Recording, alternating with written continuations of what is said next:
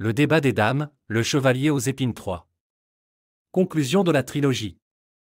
Profitant des querelles au sein de la famille ducale, les clans d'Ouromagne ont pris l'initiative de la guerre contre le duché de Bromael.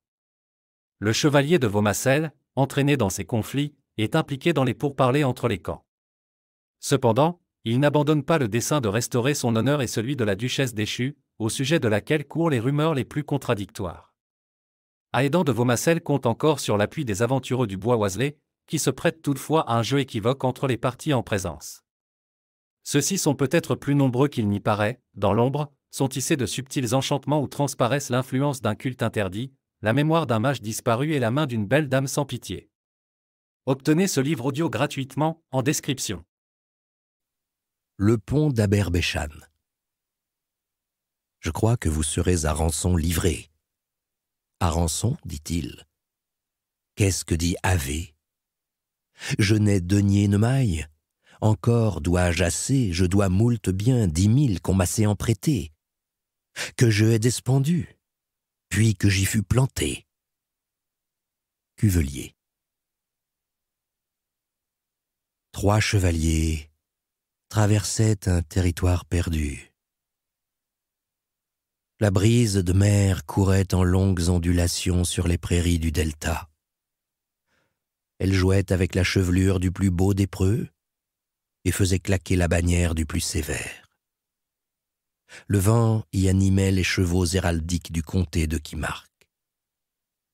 Le froissement de leurs robes d'étoffe accompagnait la foulée des destriers. Au nord, l'immense arc de cercle formé par la grève miroitait de mares et de ruissellements avant de s'abandonner à la caresse des vagues. Les élans arrivés du large s'étalaient sur les plages, puis avaient l'air de se prolonger jusque dans les frissons des herbages. Un azur un peu pâle, où dérivaient des nuages de beau temps, se mirait dans le bleu plus profond du golfe de Vixund, çà et là crêté d'écume.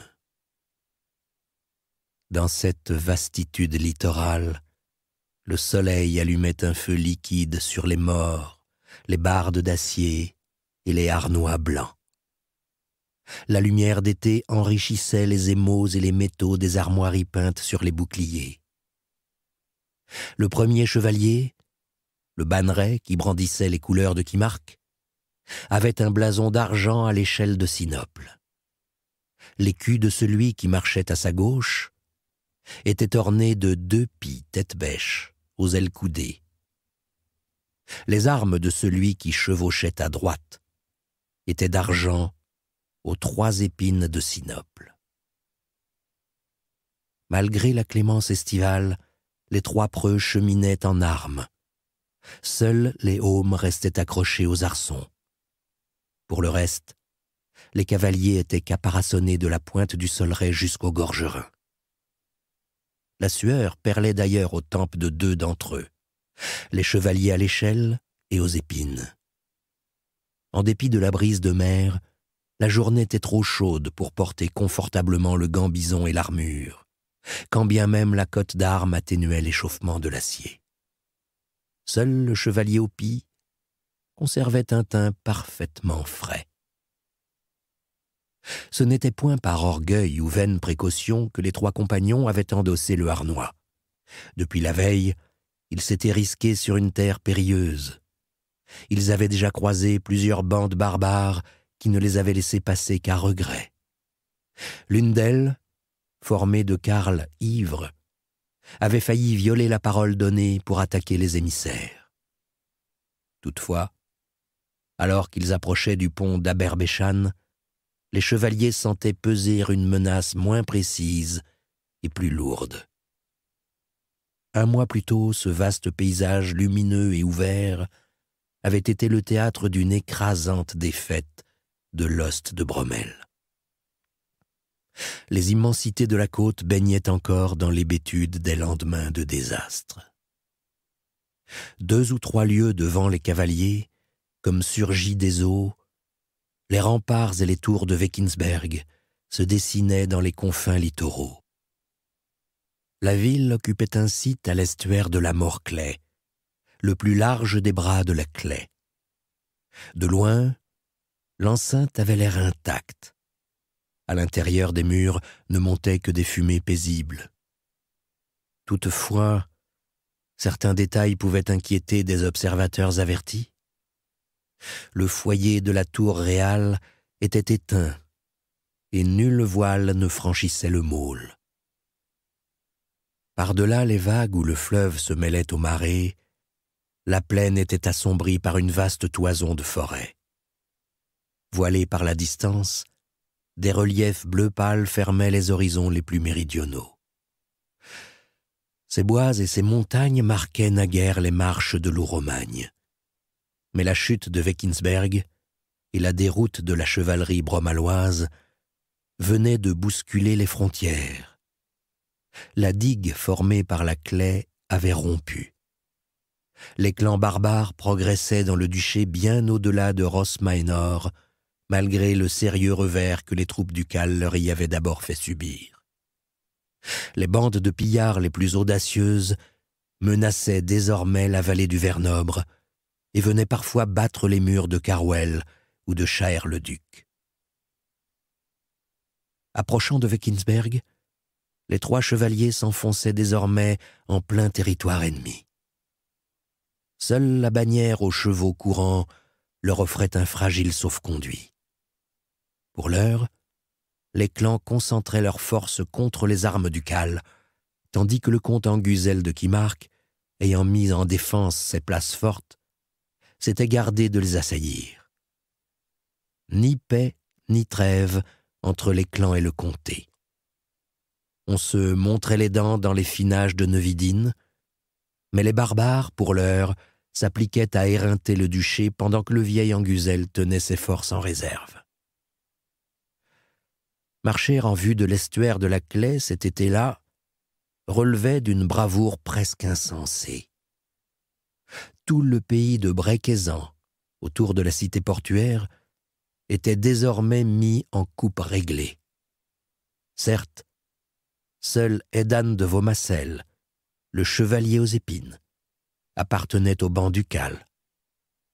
Encore qu'il y fût considéré comme félon. Mais aux yeux de la plupart des guerriers d'Ouromagne, blasons et vasselages n'avaient guère de sens, et les 3 compagnons couraient un danger mortel. Une grosse pie vola soudain à la rencontre des cavaliers et se mit à tourner autour d'eux en jacassant bruyamment. « Nous serons bientôt au pont », annonça le chevalier aux pies. Les réjouissances du pas d'armes de l'immortel ayant pris fin, il ne faisait plus mystère de sa nature et parlait à visage découvert. Il était difficile de se méprendre sur cette carnation délicate, ses pommettes hautes et ses yeux en amande. Mais la jeunesse intangible de l'elfe se trouvait assombrie par une expression un peu dure. « Alors, peut-être devrions-nous nous octroyer une dernière halte ?» dit le banneret qui portait les couleurs de Kimmark. « Seule le resplendissant sait ce qui nous attend ensuite. » De sa propre autorité, Gérian de Froec tira les rênes et suspendit la marche.